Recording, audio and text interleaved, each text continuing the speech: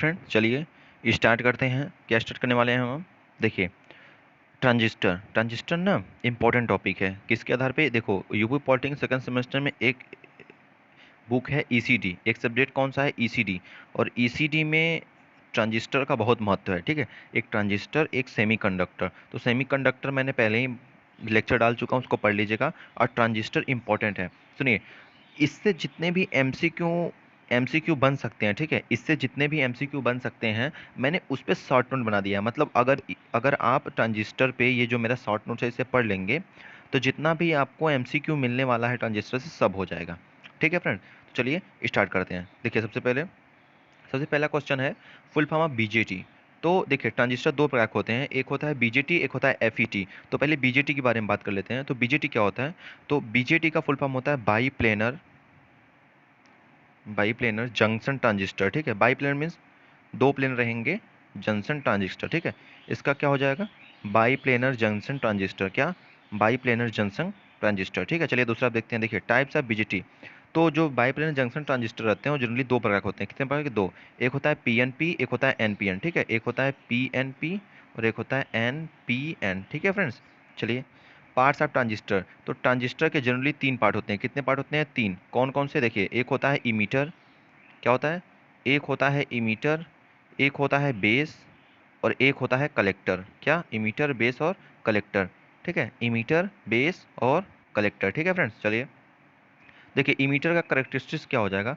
तो जो इमीटर होता है वो सबसे ज़्यादा डोप्ड होता है। मतलब इसमें डोप्ड या डोपिंग डोपिंग सबसे ज़्यादा की जाती है, उसको इमीटर बोलते हैं। ठीक है, और इसमें किसके चार्ज कैरियर रहते हैं? Sources of charge carrier. मतलब ये इमीटर जो होता है वो चार्ज कैरियर का सोर्स होता है। ठीक है, और इसकी साइज कितनी रहती है? ना बहुत ज़्यादा बड़ी होती है ना छोटी होती है, इंटरमीडिएट, मतलब मॉडरेट साइज का होता है ना, मॉडरेट साइज का होता है। ठीक है फ्रेंड्स, और ध्यान दीजिएगा जो एमीटर है आपको पता चला हाईली डोप्ड।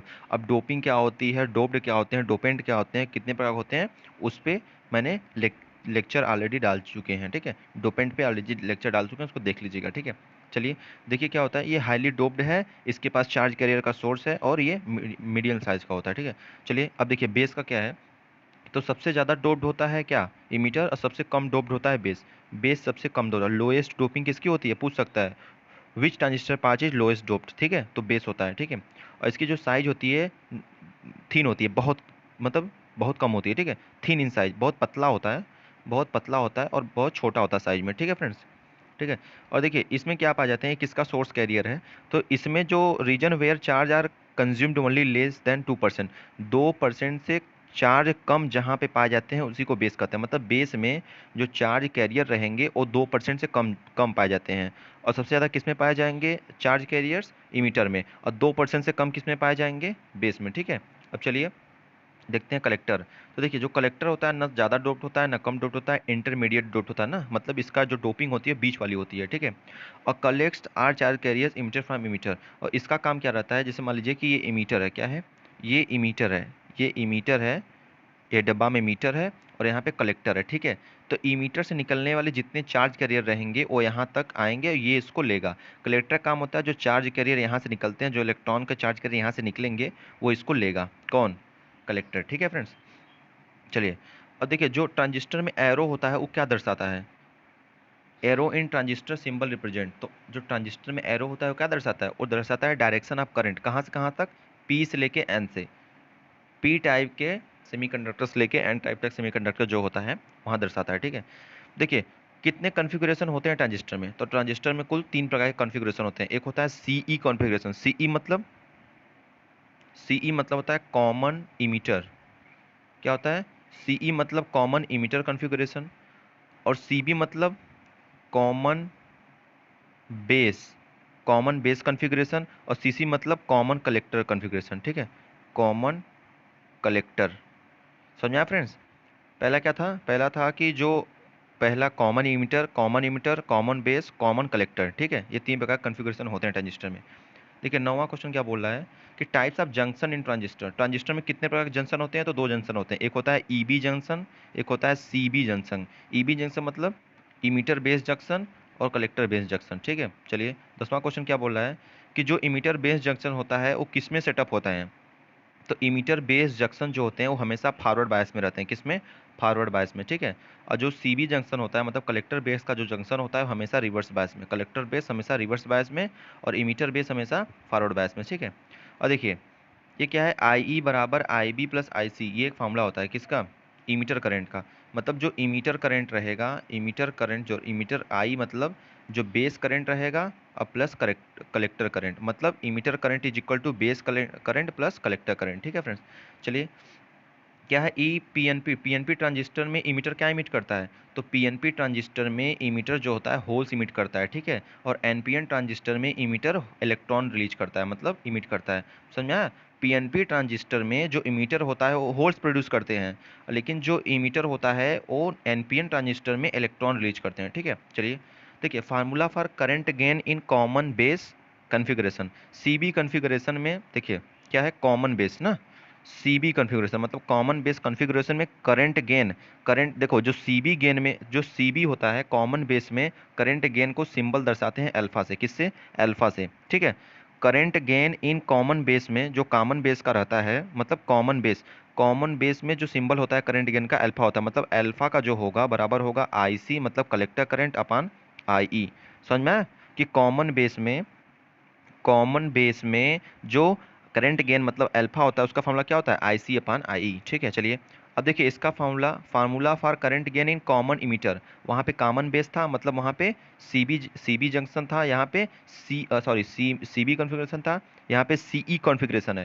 अब बताइए कॉमन इमीटर कॉन्फ़िगरेशन में करंट गेन का फॉर्मूला क्या होता है, तो कॉमन इमीटर देखो जहाँ पे कॉमन इमीटर रहेगा वहाँ पे करंट गेन को दर्शाते हैं बीटा से, और जहाँ पे कॉमन बेस रहेगा वहाँ को अल्फा से।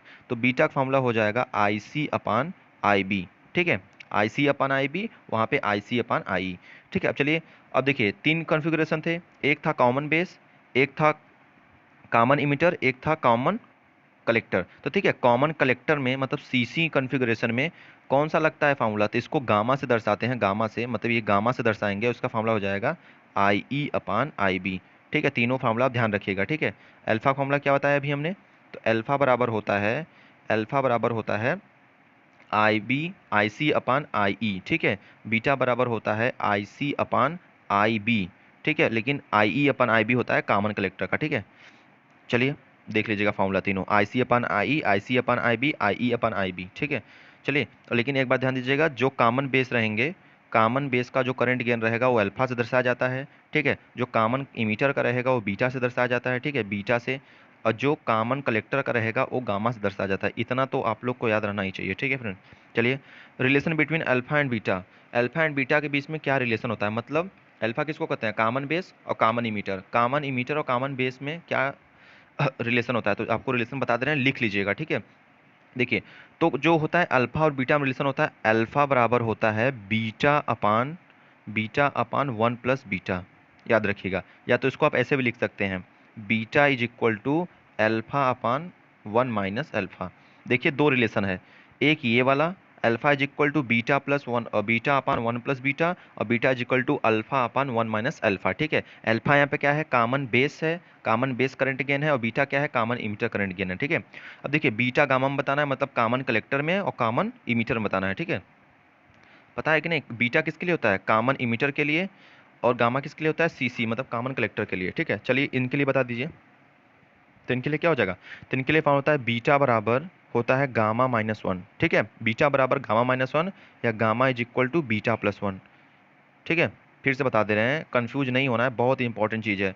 देखिए जो बीटा बराबर इसमें रिलेशन होगा गामा माइनस वन, गामा में से एक घटा देंगे तो बीटा की वैल्यू आ जाएगी, या फिर गामा में अगर बीटा गामा का फाइंड करना हो तो बीटा में एक जोड़ दीजिए, ठीक है, ये दोनों रिलेशन है, ठीक है। चलिए देखिए अब क्या फाइंड करना है, एक क्वेश्चन है, क्वेश्चन में क्या दिया है, इसमें बोला है कि if value of current gain beta, beta की वैल्यू दी है 100, ठीक है। आपको क्या क्या निकालना है, find current gain gamma and current gain alpha, alpha भी निकालना है और गामा भी निकालना है। तो बताइए अगर बीटा दिया है तो अल्फा फॉर्मूला क्या होगा, तो अल्फा फॉर्मूला होगा beta upon one plus beta, यही मैंने बताया। तो बीटा कितना है, बीटा है 100, ठीक है, और वन प्लस बीटा कर देंगे तो 101, इसको डिवाइड करके जितना आएगा हो जाएगा अल्फा, ठीक है। लेकिन गामा फाइंड करना है, तो अगर गामा आपको फाइंड करना है, बीटा दिया है तो गामा इज इक्वल टू होता है बीटा प्लस वन, क्या होता है बीटा प्लस वन, तो कितना दिया है 100 प्लस वन कितना हो जाएगा 101, ठीक है, ये हो जाएगा करंट। चलिए तो आशा करते हैं आप लोग को समझ में आया होगा ये क्वेश्चन खत्म होता है यहाँ पे। ठीक है friends, thank you for watching. और ट्रांजिस्टर के लिए सबसे इंपॉर्टेंट था, सब्सक्राइब जरूर कर दीजिएगा। ठीक है फ्रेंड्स, चलिए।